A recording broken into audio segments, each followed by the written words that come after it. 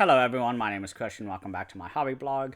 Today I'm very excited because I'm going to be talking about One Piece again. So I've actually not only finished the Alabaster, it's been changing back and forth between the dubs and the subtitles, so I'm not exactly sure how you're supposed to pronounce it, but I'll just call it Alabaster for now. But I also watched Jaya arc, and oh my god, I don't know which one I prefer. I think I love the Jaya storyline more than I did Alabaster, but I think Alabaster just had a whole lot more. It was 21 episodes on One Piece, and Jaya was 8 episodes, and I was able to watch Jaya in about 2 days or so watching. And oh my, I love this show. That's really all I can say in the very beginning, because this will be spoilers. I'm not going to go into like chapter by chapter or whatever, or episode by episode, but just talking general spoilers about these two arcs. But Alabaster was one that I had no idea how it was going to go. I had an idea because we've had a lot of discussions about how uh, Alabaster is having a civil war, and the Baroque Works organization is trying to take over. And you also have Crocodile, who is one of the 7 warlords. He's secretly the leader of the Baroque Works, and he is just pulling so many strings. And towards the end of the Alabaster arc, we end up having like 4 episodes, I want to say, straight of duels and fights between one-on-one with like Luffy and Crocodile, and then we had Zoro and number 1, I believe. And I think number 2 was who Nami was fighting. I can't remember exactly what the pair-ups were, but those episodes were like fucking fantastic. I really enjoyed them. I would say the first half of the arc I really struggled with, because there were a lot of points that I enjoyed, and as I said in the previous episodes, I don't really care about the Baroque Works as an organization itself. I think they're fine individually. I love those characters. Number 5, number 3, number 1's amazing. Number 0, of course, Crocodile. He's top, top dog, I guess. But like I just really enjoyed just all the lore with Alabaster. I loved watching Vivi trying to fix everything, and just so many issues come up, but at the end of the day they take back the country, and it was just fucking amazing. I really enjoyed it, but it just got really slow at times, unfortunately. And there was a few days and this is an issue of me watching anime, but and not only just anime, but just TV shows in general. If it's not interesting me, it takes a lot for me to motivate myself to continue. Because I'm like, God, I'm not liking what I'm liking now, and like, my headspace should be that I need to go faster so I can get past the boring stuff and get to the exciting lore dumps, the fights, all the lovely crocodiles. I love that section with the giant crocodiles swimming, and they eat number 3, and it ends up or number 5 was it? No, it was number 3 was the candle guy, I believe.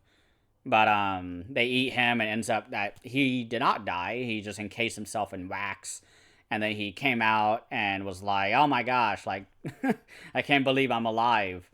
And it was just amazing. And we get the character of Nika Robin, who was one of the Baroque Works spies, I believe, who was like a double agent, and she joins the crew. And I really enjoy her character, but I don't think we've spent enough time with her for me to really, I guess, appreciate her story arc. I haven't really gotten anything with her, so I'm waiting on that.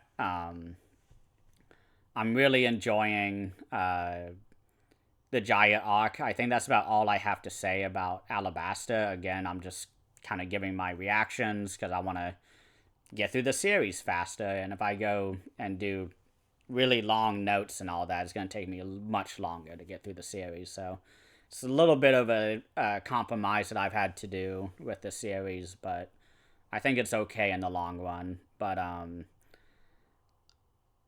the Jaya arc was just like, it blew my brain open because I had no idea where we were headed next, and I knew the arc after Jaya is called Skypiea, and I knew it had something to do with the sky. So maybe there was Sky Islands or something.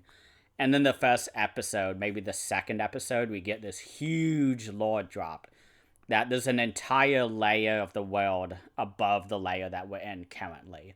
And that just blew my mind. And it's like miles up. They have to go find the what's it called? The knocked up stream, they called it. And they have to like perfectly time it, like with the this giant whirlpool. Sorry, that's really hard for me to say.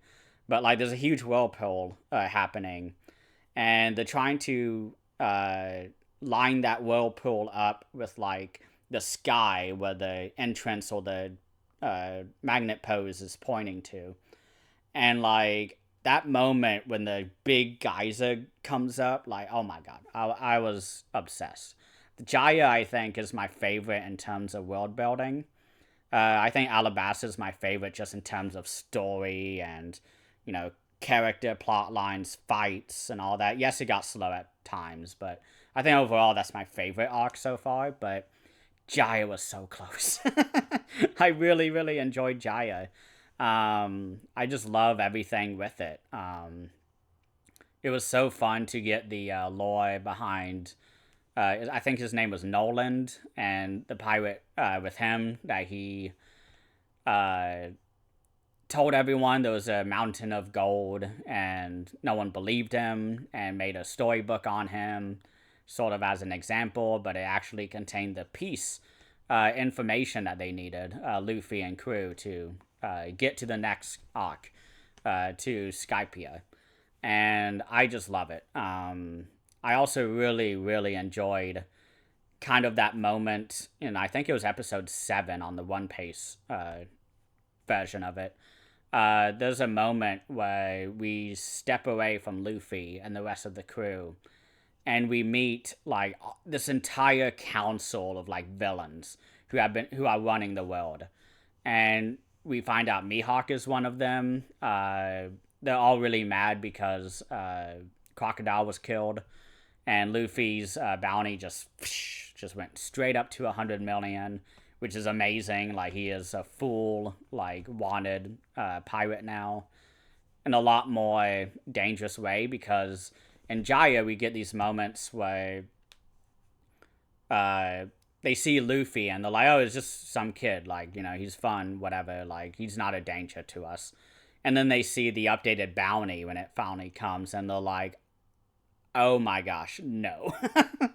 That was a really funny moment. But I really like that moment when we're at the council of, I guess, leaders or whatever, where they're all like, we need a new replacement.